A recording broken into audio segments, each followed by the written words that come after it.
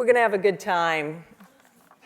Welcome, everyone, to this amazing session on financial education. We're starting with 2 winning commitments. I'd like to invite up Nathan Zimmerman, Wes Hartling, and Shane Blackley of Illinois College. Come on up.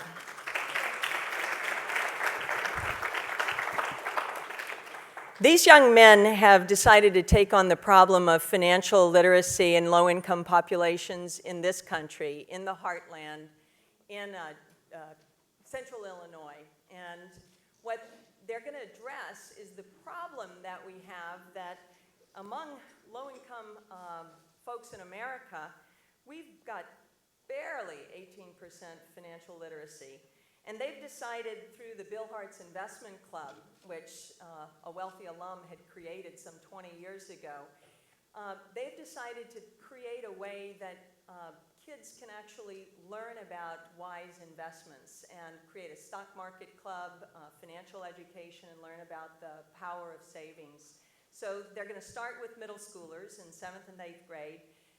They've also got great ambitions to be able to use their skills in accounting, finance, and even maybe take on a little political reform of the state of Illinois. So let's really celebrate this amazing commitment and wish them all luck.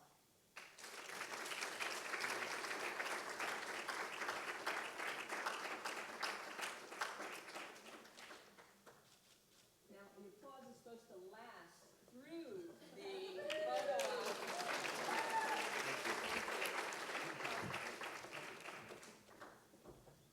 So this is practice when you're up here next. You want to make sure that everybody leaves feeling good. So now we've practiced one time. We're going to go to our next. I'm going to call up Binju Gire, Deepaka Bastola, and Shershak Garal. They're studying, 2 of them at Westminster College, Fulton, and Deepaka at Seton Hall University in New Jersey. Let's give them our warm welcome.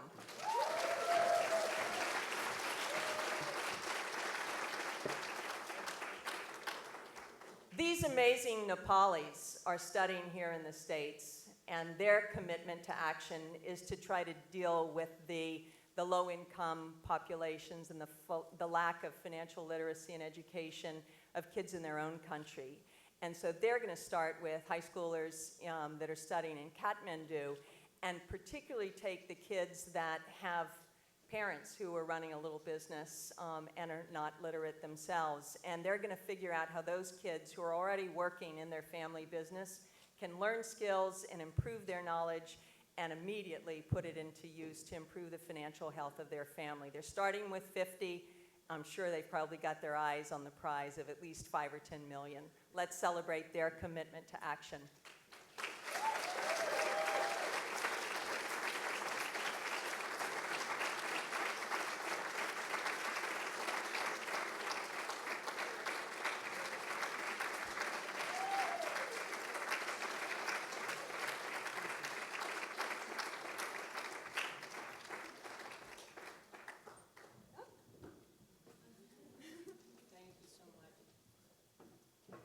Well, I can see you guys learned. The applause lasted pretty long, right? So that was wonderful. And what I'd like you to realize is that every person in this room has got a commitment to action. I've heard about, 30 or 40 of them in this morning's classroom session. I'm really excited to get into the nuts and bolts of how we do some cool stuff together. We've got an amazing panel put together. So I'd like to invite Tracy Moore, Leslie Witt, and Marnie Lennon up to the stage, and we're going to kick it off.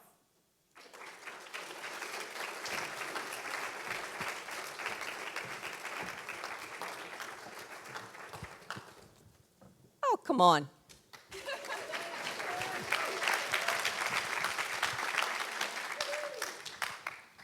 Now that's more like it. That's great. Welcome, everyone. We're here to talk about money. Now, money is, in my mind, a metaphor for power. You may think it's the green bills of paper that we carry around in our wallet. That's kind of old-fashioned. Okay, it's about the plastic that we carry around in our wallet, right? How many people have plastic in their, how many people have a wallet or a purse? How many people have any money? Not so much. Cash, huh?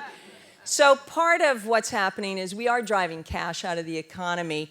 But whether it's plastic or paper, it's really a metaphor for power. And as you just saw with the 2 commitments from our outstanding student teams, we're talking about the lack of power and control over lives, whether it's in the heartland in America or in the valley of Kathmandu in Nepal. So it's a global issue. It's an important issue. And thank goodness Eve Ensler has, made it safe to talk about vaginas.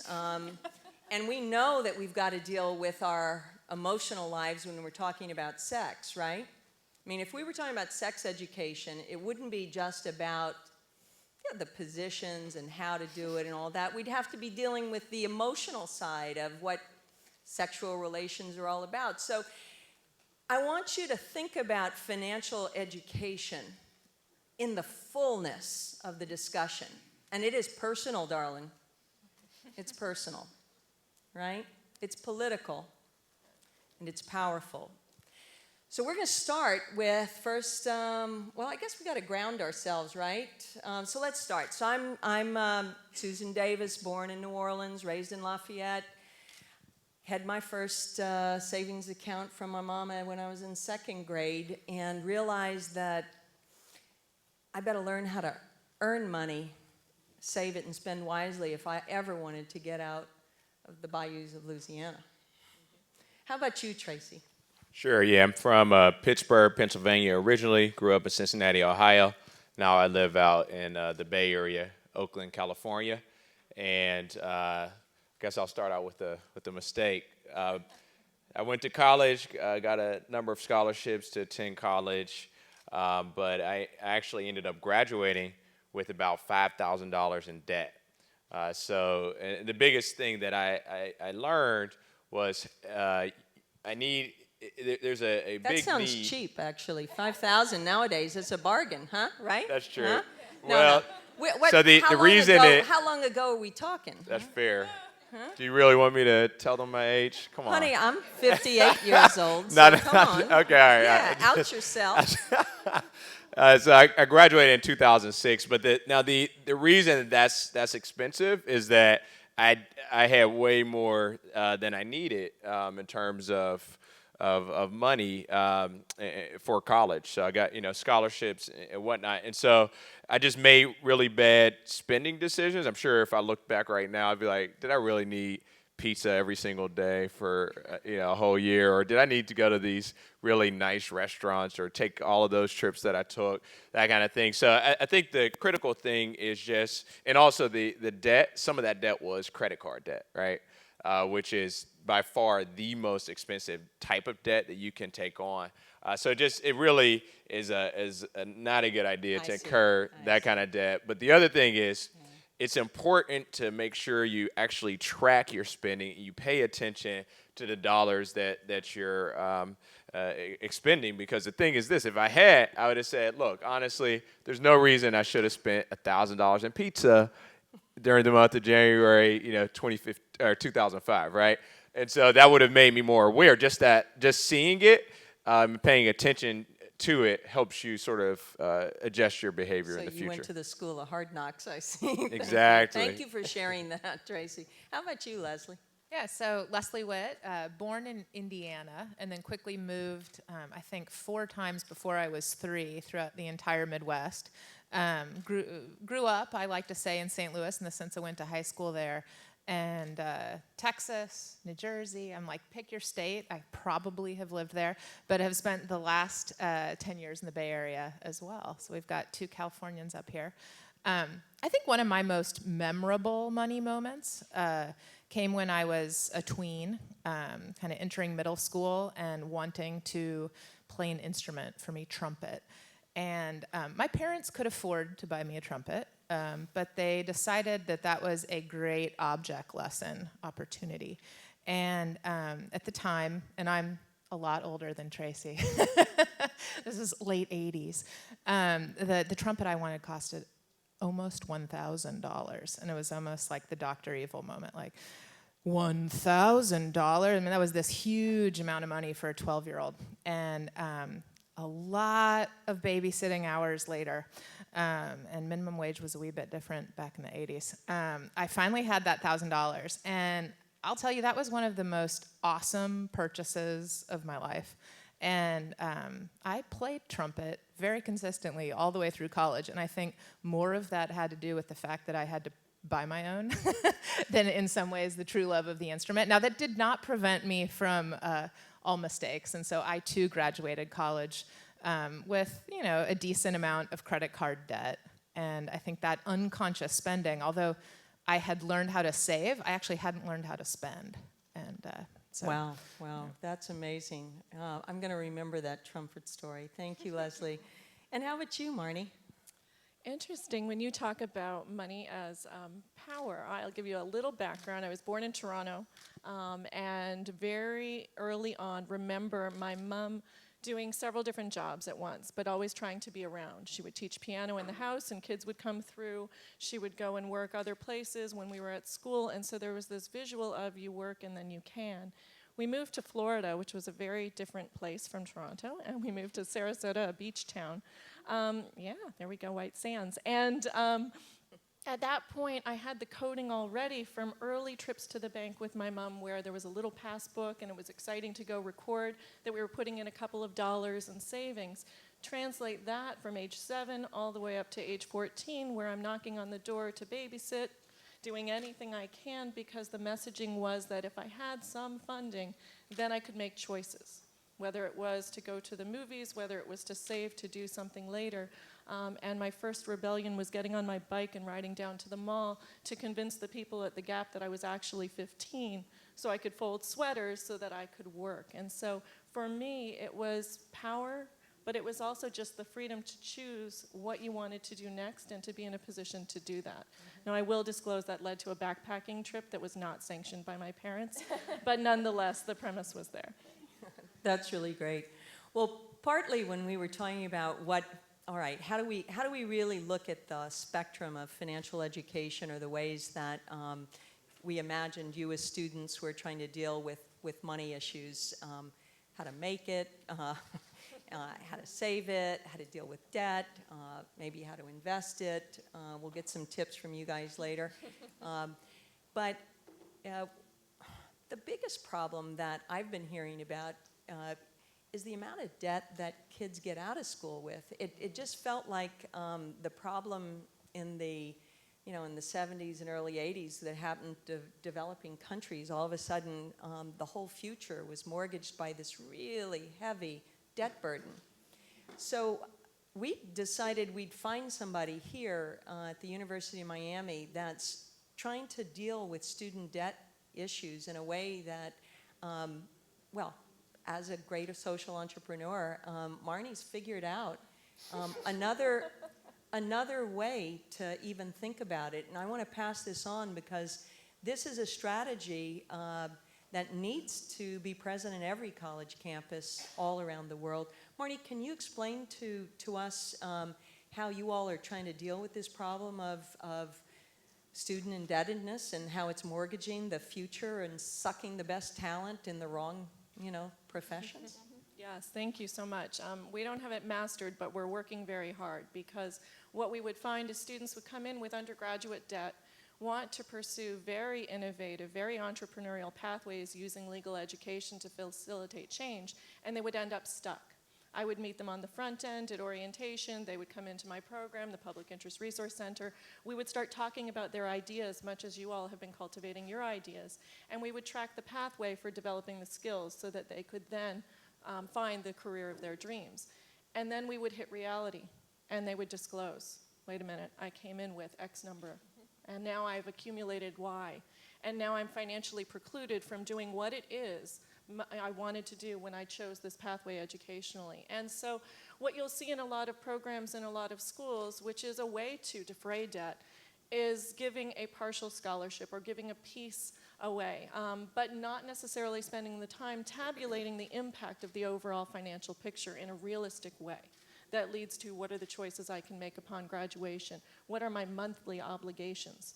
If I'm working in the public sector and I have access to income-based loan forgiveness or loan forgiveness in the public sector across a myriad of careers, what is my real take-home amount? And can I afford to make that choice? And so we started talking with students more about those resources. And I encourage you all to go online and look at sources like Equal Justice Works, which is one of many, looking at the opportunities to forgive some of your debt. Now that's once you've accumulated it, and I think a lot of people are talking about how do you do that. What we also try to do, which I think is distinct, is to prevent the debt. And prevent the debt by investing institutionally in our students through fellowships, scholarships, and funding so that they don't accrue it. And Dean White at the University of Miami School of Law has been a leader in this field, and I'm so fortunate to work with her as we work diligently to find programs to make sure that when students come in, they're not accumulating anymore, but they have the ability to focus on their studies, focus on the dreams and the ideas, and then translate them to action. Is that letter that Dean White sent out available? It is, thank you. The dean, upon noticing that the market was changing and that students' expectations of walking out into big law and making six figures day one after a bar exam was not realistic, she sent a letter and she said to all of our prospective students, and it was picked up by national media, if you're not coming to law school with a very clear sense of why you're doing this, and you haven't taken the steps to acquire the other skill sets that will be complementary and fuel your success, don't do it. And that sounds very strange for a business, especially at a private university. It's tuition driven, that's no secret. But for an educational leader to take the step and say, you matter to us and we want you to make the choices for the right reason, strongly consider why you're doing this, was a very bold move, and we were very proud to be associated with that decision. Well, I think it would be great if everybody got a copy of that letter and made sure it was in the inbox of everybody who's responsible at your school for either jacking up the debt or preventing it, and really create a conversation about this strategy, because unless we liberate the talent from having to take these jobs that pay a lot and that don't fulfill your soul or your dreams, we're not gonna really reach our full potential.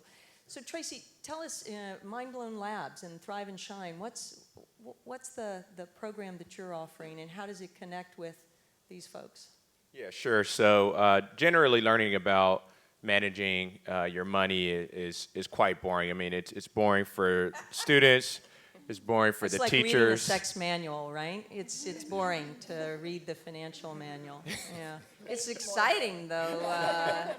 Okay, all right. How do you make it exciting, Tracy? Yeah. So what we've done is we said, hey, how can we make this an engaging, exciting, fun process for everybody involved, for teachers and students. So we've developed a Thrive and Shine, which is a fun mobile financial education game. A lot of students describe it as a mashup between Candy Crush and The Sims. So it has life simulation elements, some strategy involved, and it's addicting.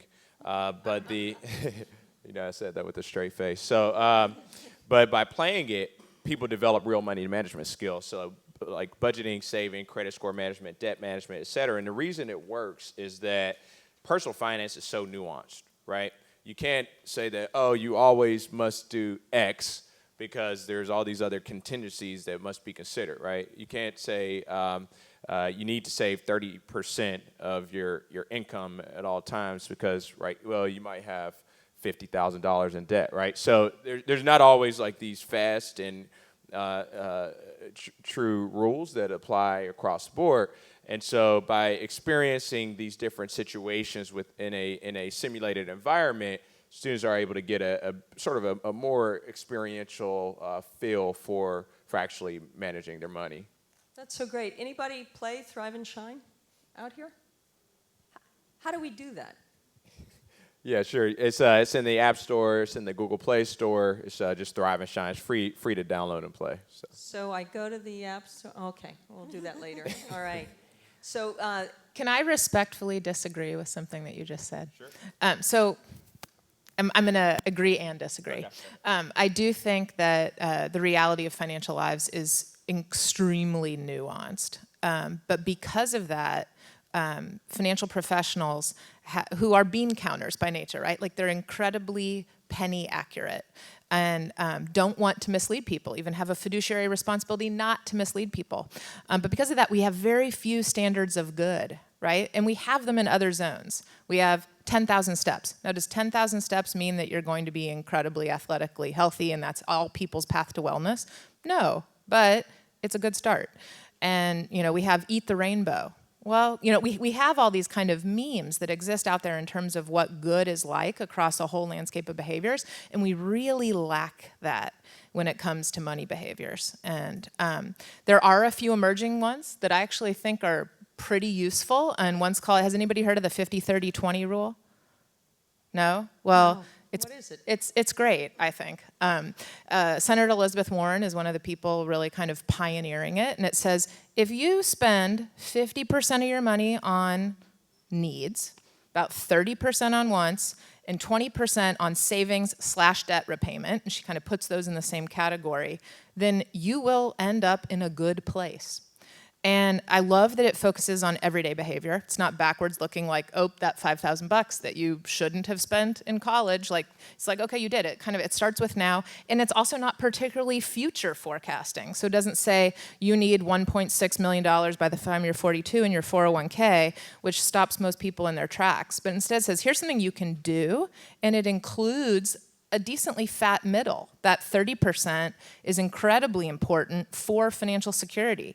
Often financial education focuses on what I think of as sort of like money dieting.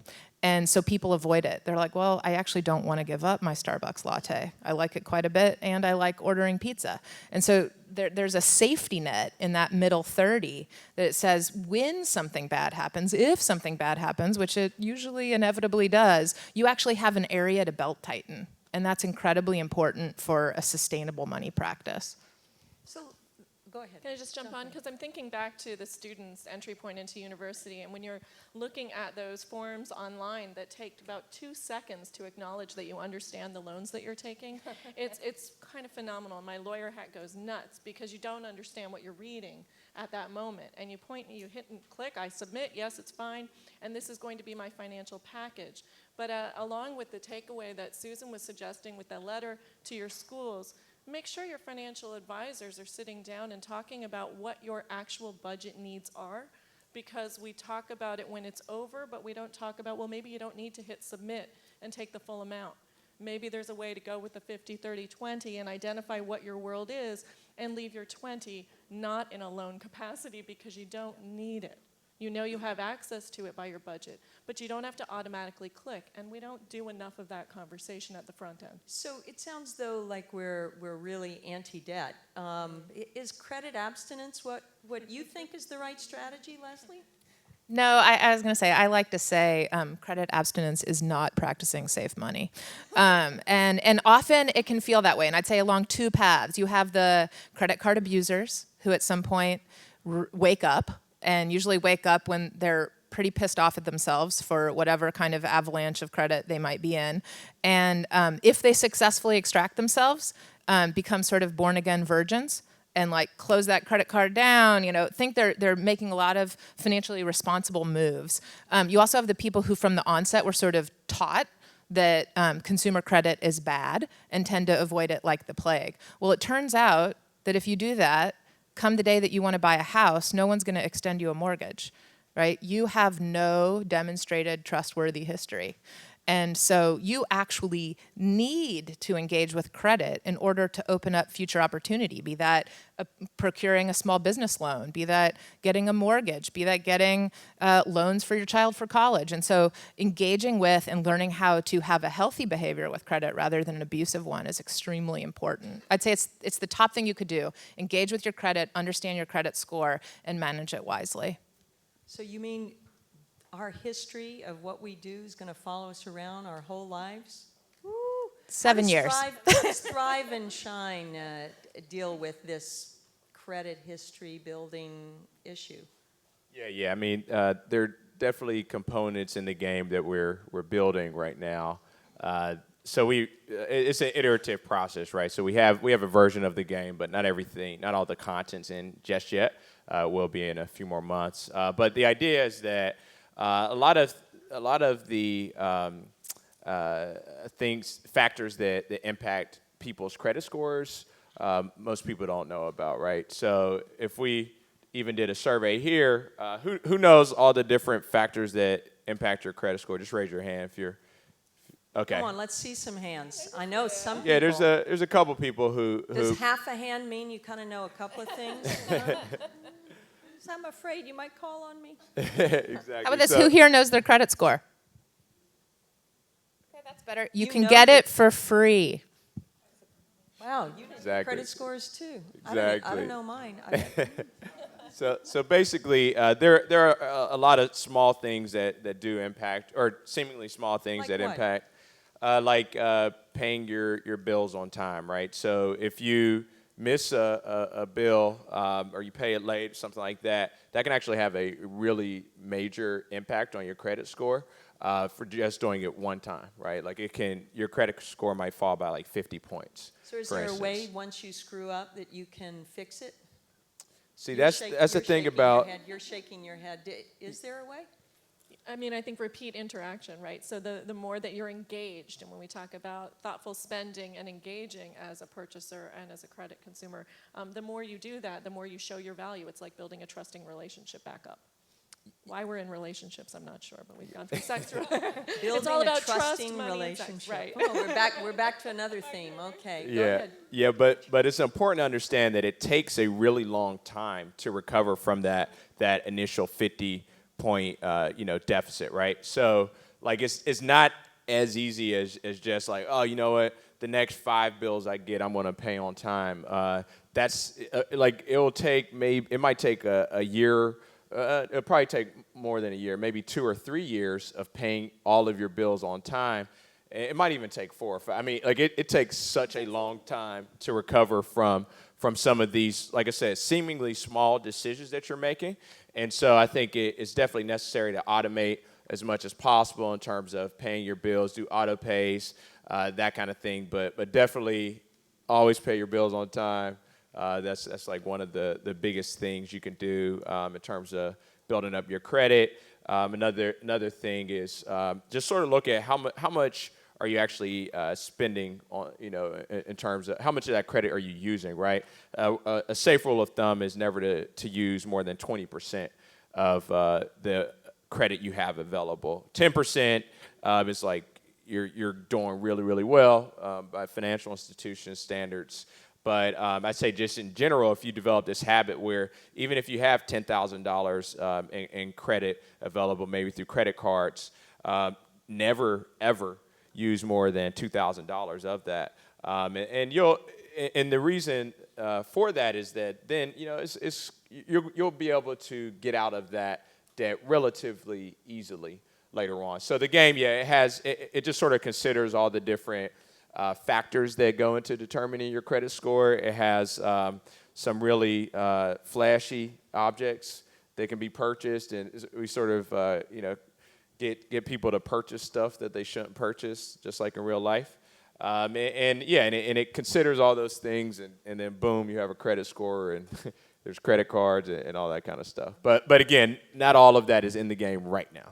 I see. Well, Leslie, can I just say on the silver lining side of student debt, because I would imagine that more than one of you in this room might raise your hand and say that you may be graduating college or grad school with a few loans.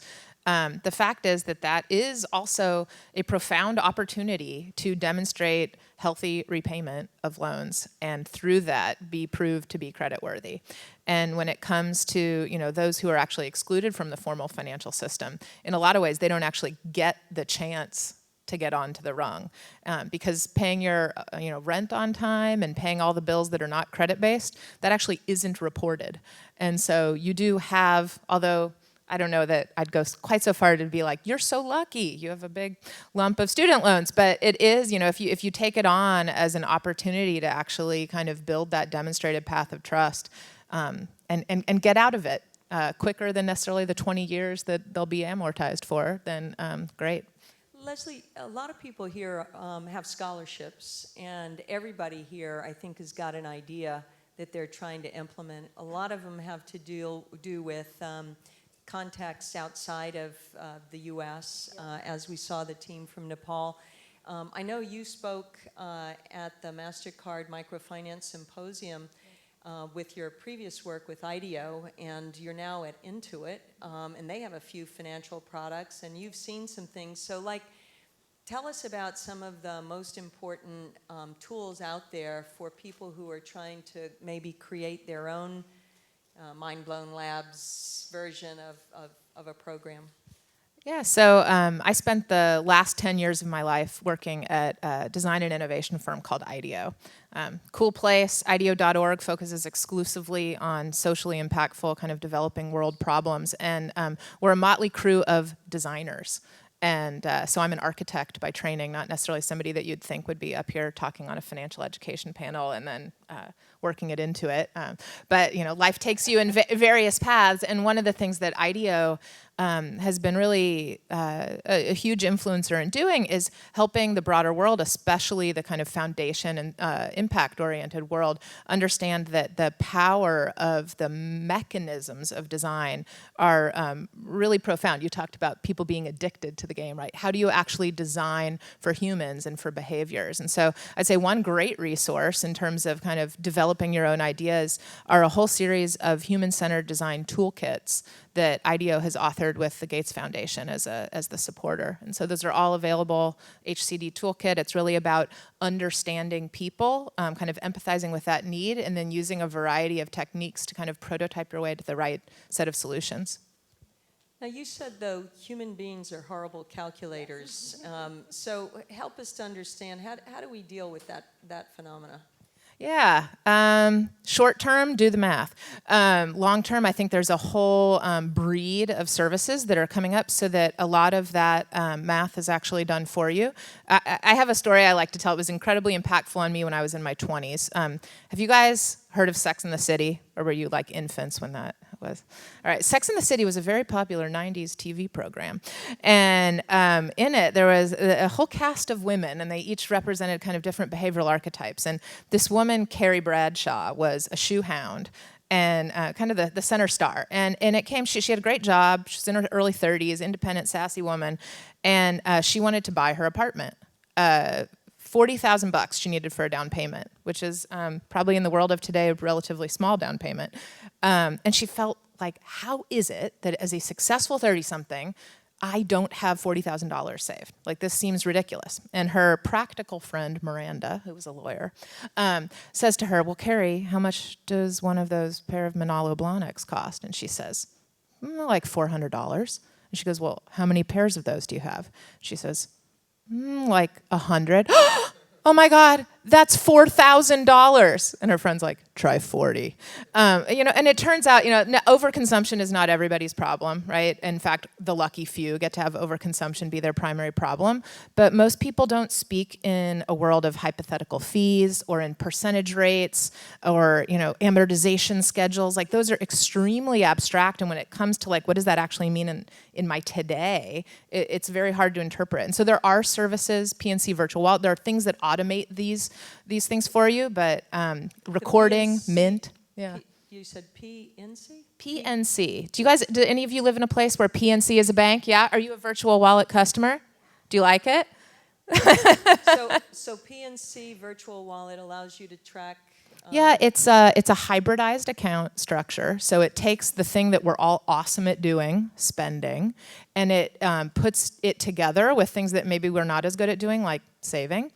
And it creates a whole kind of gamification of Punch the Pig, which is this mechanism that pops up on your phone and gets you to kind of automatically save. It lets you divert things. And then I think its most genius thing is it says, hey, you know what? You know that balance you see in your bank account that says you have $800 to spend? Well, you owe your cell phone bill, and you're part of the rent, and a whole host of other bills before you get paid again. So you don't have $800, you have $62. And it helps you actually see the money behind the balance.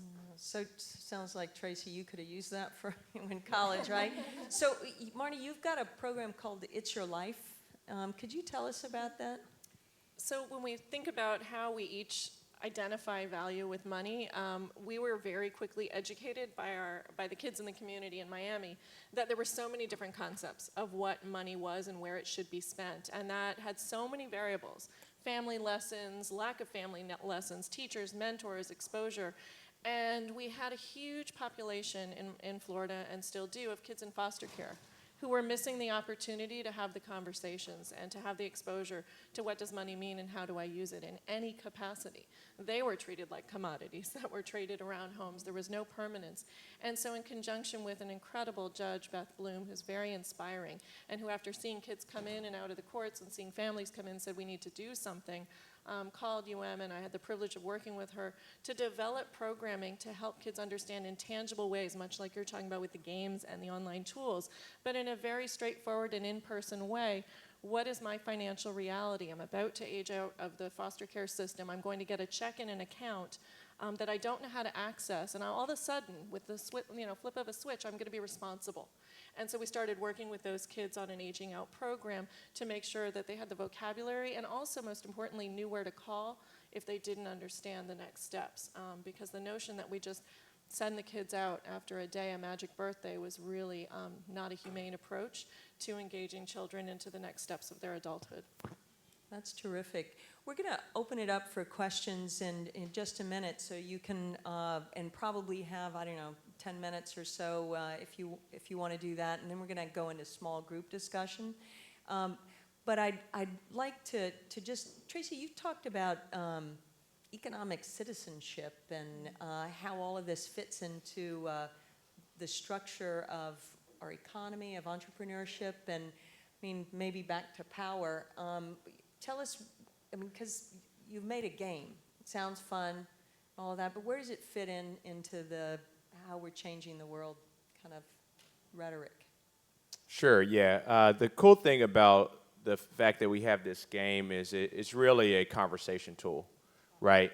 So it provokes, you sort of opened up the conversation, right? Most people don't, they'll talk about sex more than they'll talk about money, right?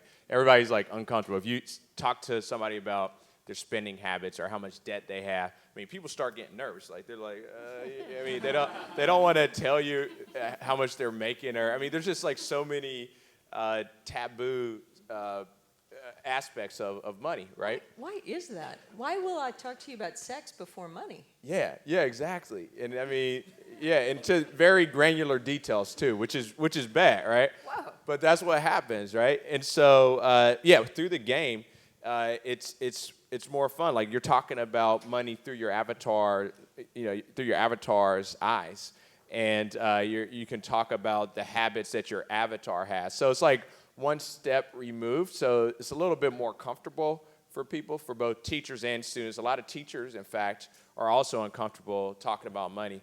Whether it's high school, college, graduate school, whatever, it just provides a platform to have real contextualized discussions about money. There's lesson plans. We link it with different savings accounts at financial institutions, et cetera. So there's a lot connected to it, but I think the biggest thing, though, is that it's a conversation starter. It really helps people get comfortable talking about money. And in fact, for all of one commitment I'd like to throw out to all of the students here is to actually have these regular conversations about money, particularly with people who know more about money than yourself. And I'm not talking about somebody who thinks they know more about money, or who's flashy or whatever, but people who legitimately, have made some money, still have it, and have made some good decisions. If you have these legitimate, regular, even with your friends to an extent as well, just so you can start thinking about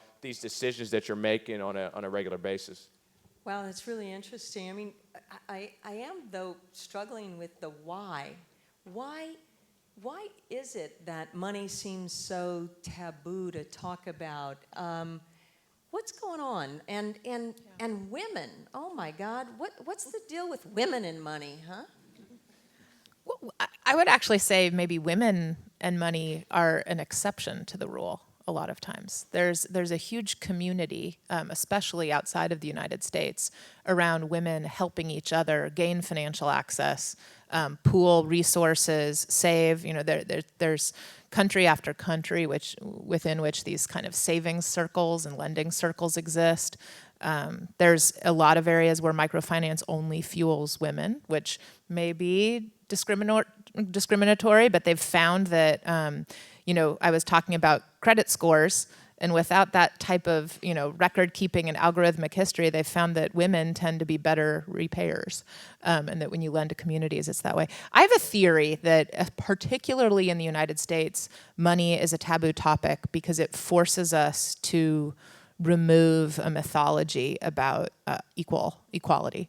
And so, if you talk about money, you're going to have to acknowledge that people have very unbalanced access, that they have radically different starts, that they have radically different safety nets, that the earning capacity of one person is impacted by a whole range of things. And so I think that it's the veil that no one wants removed around kind of a foundational mythology.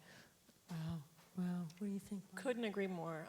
With regard to this notion that we walk around suggesting that everyone has equal access. I mean, equal access to education, equal access to a peaceful day and a safe day, equal access to the justice system in my world as I watch the absolute disparity and the wealth gap and how lack of information and access precludes fair treatment and equality. In our daily lives, equal access to mentors, equal access to equal pay. There are so many examples, and it makes us uncomfortable because there's a banner regarding equality and opportunity. And we aspire to those, but I don't think we need to aspire to those to the exclusion of addressing where we've fallen short and where we need to do more. Wow, I couldn't agree more. All right, floor's yours. Anybody have something on their mind? And do we have mics for you guys running around? So I saw this gentleman in the blue shirt first. I see two people over here and young woman here. Oh my gosh, lots of hands in the back. So we have one mic or two? Okay, so you can introduce yourself and we'll try to get as many of your voices up on the table, and then y'all remember what they're saying, and we'll try to answer. Please.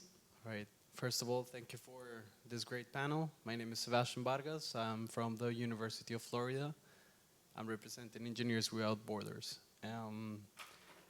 You guys spoke a lot about personal finance on a daily basis, but I'm wondering more about investing and long-term financial planning.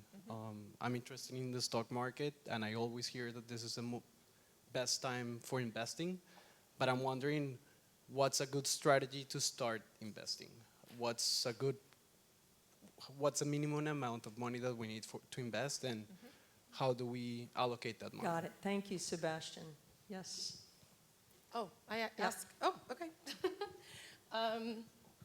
Hi, y'all. My name is Esther. I go to UC Davis, University of California, Davis. So I just wanted to touch on something that y'all mentioned earlier about the realities of debt as a college student. And recently, I don't know if y'all know this, but recently in the University of California, across all of our 9 undergrad campuses, there have been a lot of protests and demonstrations regarding tuition hikes. And so that's been going on continuously for a very long time. But when it comes to the privatization of higher education, I wanted to ask the panelists, how do you feel about that when seeing it as a perspective, basically seeing it from the undergrad perspective or a college student perspective, is this just like a necessary evil that we have to live with? Or do we have any agency? Is there something we can do as students to have an impact on tuition hikes and debt and all of those Great things? question. Yeah. And the gentleman next to you? Hi, my name is Mitra. I go to the University of Miami for law school. My question is, my project is based on race and discipline in education. And everyone here, we've already bought into this financial institution. But how do you buy in those children in middle school and elementary school who don't buy into financial credit because they have no social credit, or they've been discriminated so much where they have no inspiration to have a social movement, so in a way they have no buy-in into the financial movement. Yeah, the inclusion. And who was it that's got the mic now? Nobody? You didn't call? Okay. Pass that mic to the, show me the hands that, all right, we'll get you in the red and white. First, just thank you guys for a lot of insights and experience.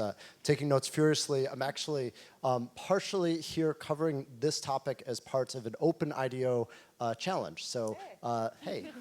Woohoo! Woohoo. We have to catch up. But we just launched it this week. No, and Intuit seduced her away 6 weeks ago. That's what know. happened, one of her clients, right? No, anyway, go ahead. We miss her. But want to mention it to everyone as an opportunity. If this is a space that you're working on or trying to learn more about, we just launched a challenge on OpenIDEO, which is an opportunity to both learn, suggest an idea, get feedback on the idea, potentially get some funding. But it just launched on Wednesday, and it's focused on financial empowerment. Okay, good commercial, got it in, and woman over here.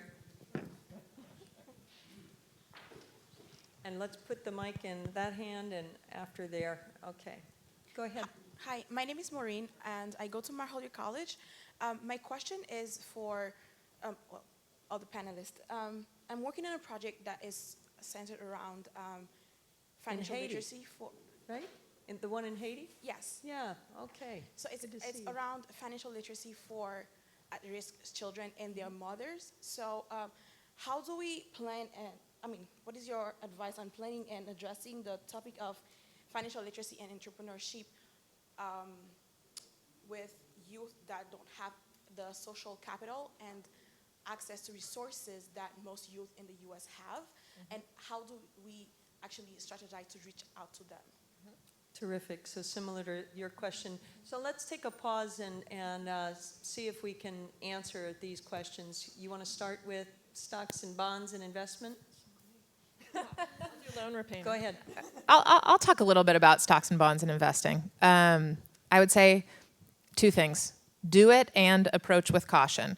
And I think from the do it perspective, particularly around long-term investing, there are great, if we're speaking, I'm speaking specifically about the US right now, there are great mechanisms, Roth IRAs, simple IRAs, and then, if you're lucky enough to have an employer who offers 401ks, they usually have matching, and they are tax incentivized structures that are about getting your money into long-term investments for your more distant future.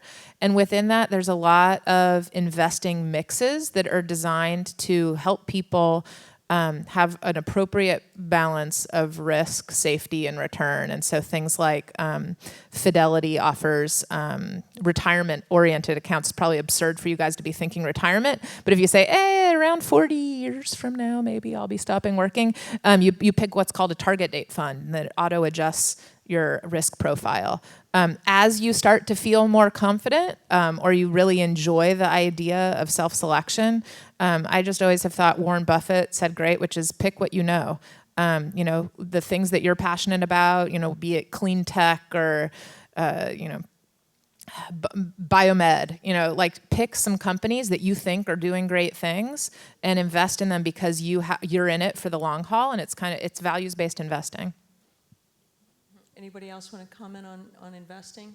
I would just say that it's very daunting to even step into that arena, and there are so many online tools to give you an opportunity to simulate investment that will help you learn the vocabulary so that you feel more comfortable. Yeah. My wife's here, and she does the investing. What's that show you watch on television regularly, Claudia? Kramer. So she's actually listened to Kramer's tips and makes money. The richest woman that I'd met who worked for a number 2 big firm told me, Susan, you don't have enough money to lose. Get out now. And I was like, really? I thought you've got to be in it to make it. And she says, you can't afford to lose it. So this is like gambling. It's like gambling, or it is gambling. So if you're going to bet on a company, one, you better know it and love it, or you're betting on somebody who you trust to bet on them. And if you don't have enough to lose, it's like when you go to the casino, you say, I'm going to only play with that $100, and then I promise I'm going to leave, right? So it is about taking risk with your money that you can afford to risk. That's my homegrown wisdom. All right, the tuition hikes. Tuition hikes. This is like a whole grassroots organizing kind of conversation, because what you're looking at is so many different stakeholders coming to the table trying to get a piece of it, right? Our students don't understand all of the fees associated with their tuition, nor are our schools transparent about where that money is going. So the first thing that you need to do is to investigate if you haven't already. And I'm sure there's been a lot of conversation around what is the fee structure and why. But that will give you insight as to why the tuition rates are going up. And then you need to know who has authority. It looks as though the school is raising tuition, but when you're in a mega system like the UC system, and I remember from Berkeley and was in some of those protests early on, that you have to understand who's the decision maker, otherwise you're making a lot of noise and cards for nothing. And I don't mean to be sharp about it, but you want to get a sense of where is that decision being made, what are the influential factors? Is the legislature having a conversation because you're in a public school, and who are those elected officials who care about it and who go to the table? What are your points of influence? And I'm happy to talk more about that, because I think it's a broader question than private versus public funding sources and the privatization of funding for students. It really has to do what's happening in each of our schools and why. And who's willing to step up and speak up about the value associated with the education. So if you want to spend some time talking about it more, I'd be happy to. Terrific. And Tracy, do you want to start on this question of how to engage? Yeah, sure. I think one of the, before this, I ran a nonprofit working with a lot of inner city youth. And I think one of the critical things to impress upon folks from, vulnerable or underserved populations is just really getting them to think, to basically think ahead and not live day to day. One of the biggest things is absolutely planning. And that's sort of the premise behind managing your money. I think is the fact that everything's not going to be the same as it is right now. You want to have some resources for the future. So I think things that help them, get into that mindset are critical. And that's, one reason we're doing a game, right? Because it's more tangible for folks. But any way that you can impress upon them that idea, I think just being able to plan and not live so much day to day, I think you're doing a really great job. It's great. And I work with BRAC that started in Bangladesh and works in 10 countries in Asia and Africa. And one of the things that we've used is a financial literacy program that was called Aflatoon. There's also an Aflateen and an Aflatots now. And in fact, Jeru Bilamoria, the social entrepreneur behind it, she's created the Child and Youth Finance International Movement. And sci-fi is something that all of you ought to be a part of and connect with because it's child and youth oriented, and they actually bring kids from around the world, 18 and under. We brought a lot of folks from different countries to these global summits as well as regional ones. And the smartness of those young people to create the right kind of strategies for themselves and their friends is just brilliant. And then they can also talk back and challenge the central bank governors and the ministers of finance and, the people from Visa and MasterCard and American Express and all of that. And I'm telling you, that is a really powerful thing about addressing the inequality and the power dynamics because it's often, it's not just learning the basic, boring kind of tools, right? It is about challenging the power structure, which is what you're talking about with college tuition hikes, and that requires good old-fashioned organizing and other tactics.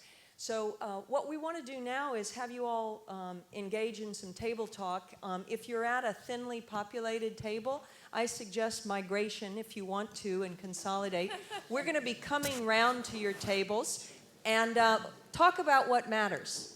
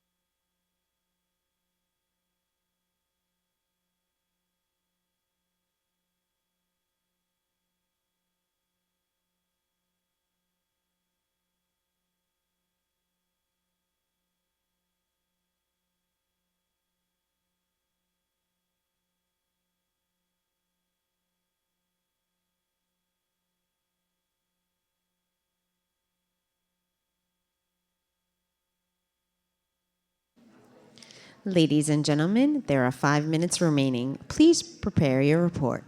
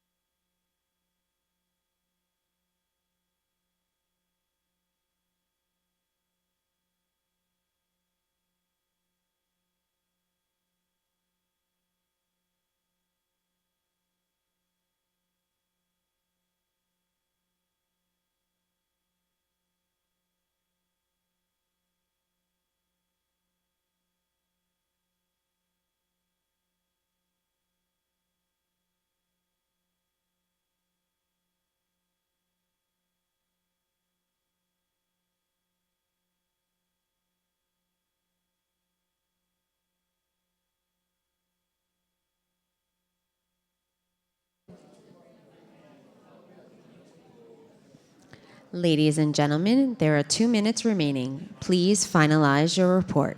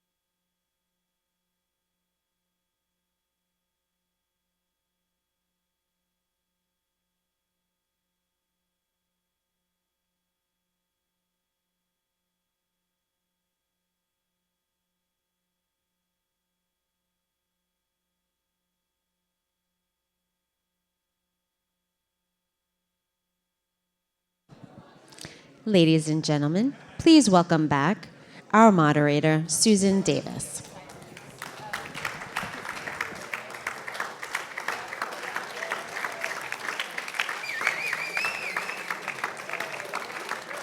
Where's my panelists? Come on back, panelists. All right, who's got the mic? Come on, girl. This is the lightning round of any pearls of wisdom. We're wrapping up. We're in our last 6 minutes here, so be ready. If you want the mic, signal. So we were discussing funding our projects and the different avenues we could take to accomplish that. One big topic we had here was crowdfunding, and we discussed different platforms. With Indiegogo, you can create a goal, but you might not get to that goal, and you have to pay you get a larger percentage deducted out. With Kickstarter, if you don't meet your goal, you get nothing. So that's something that y'all might want to keep in mind. There's also CrowdRise, correct?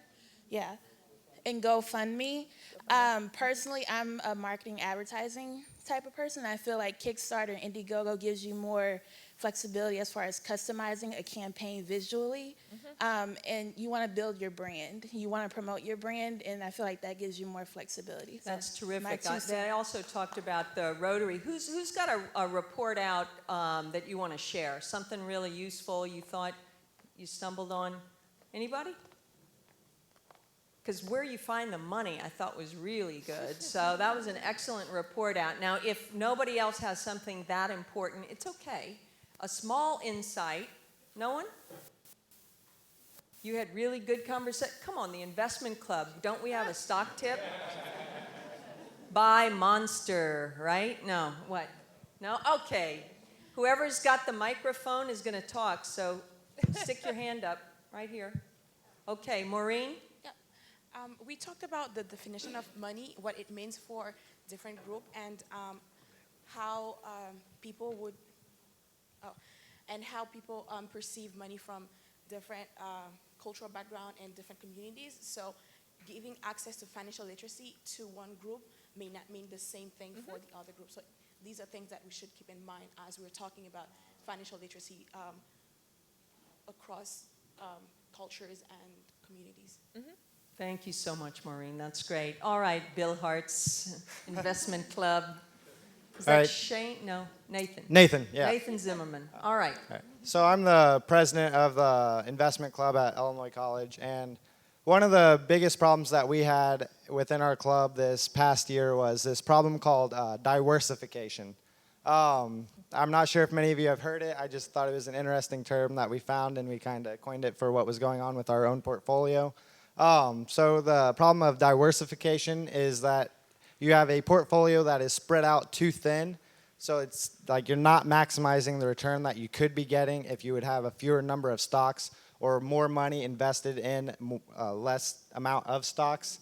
So that was something that, Shane just whispered it to me whenever we were trying to think of some sort of insight. But I mean, the ability to diversify a portfolio will help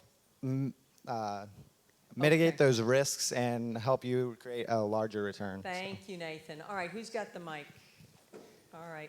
Okay, so I'm not trying to advertise, but I wrote a book, and it was published last October. It's called The Teen CEO, and I've always loved entrepreneurship. I've loved investing, and so, yeah, we talk, it's scary, it's uncomfortable, but to me, it's not, because I've learned about it. I study that, and that's the thing. When we are not information literate about a subject, we are scared, we're worried about it. So what I recommend is just look up, there's so much information out there about investing.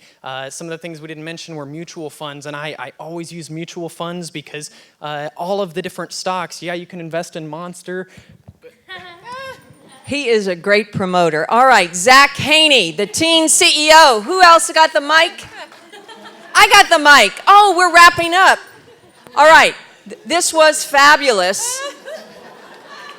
And so now we're going to have the final pearls of wisdom from our panelists. All right, who wants to go first? Do you have a mic? Sure. Don't be afraid to ask, challenge, read carefully. When something says that you're getting a seat protector and you know it's a can of Scotch Guard, call it. It shouldn't be $600 when you're buying a car. It really comes to understanding, and we use that word so loosely, but look behind the curtain. Get a sense of what it is that's being charged you and why, and what the source of that fee is as a student. And please make sure to be conscious in your decisions so you get to realize your passions in your careers. You're the one who goes to work. You're the one who comes home. Nobody's going to show up now and tell you to make sure that you're financially free, but we are, so please do, because we'd love for you to realize all of these commitments and make a difference. Thank you, Marnie. Leslie. I would say remember life is long and you'll make mistakes and you can recover. And that goes in all directions, including money. And I would say, if you right now you're staring down inheriting 30 grand of student debt and you're going to need to work for that big law firm for 10 years, there's nothing wrong with that. And you can drive incredible social impact in the next 10 years. Yeah, I'd say commit to talking about money on a regular basis. Commit to having those discussions, to thinking about it. Realize that almost every decision you make will have financial implications. So sort of just analyze those decisions. Make sure you track your spending, and generally just don't spend more than you earn. I think this panel has been absolutely fantastic, and I buzzed around to the small groups. You guys are really amazing. And so I'll close with thanks to the organizers of this amazing session. If you haven't met Christina Sass, stand up. Sass has got sass. Shout out to our fabulous team who keep us mic'd and listening and hearing each other. Thank you all so much.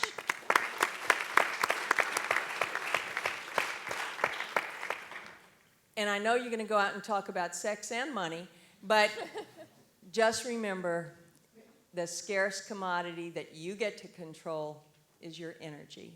And only you get to decide how you allocate your energy, whether life is long or short.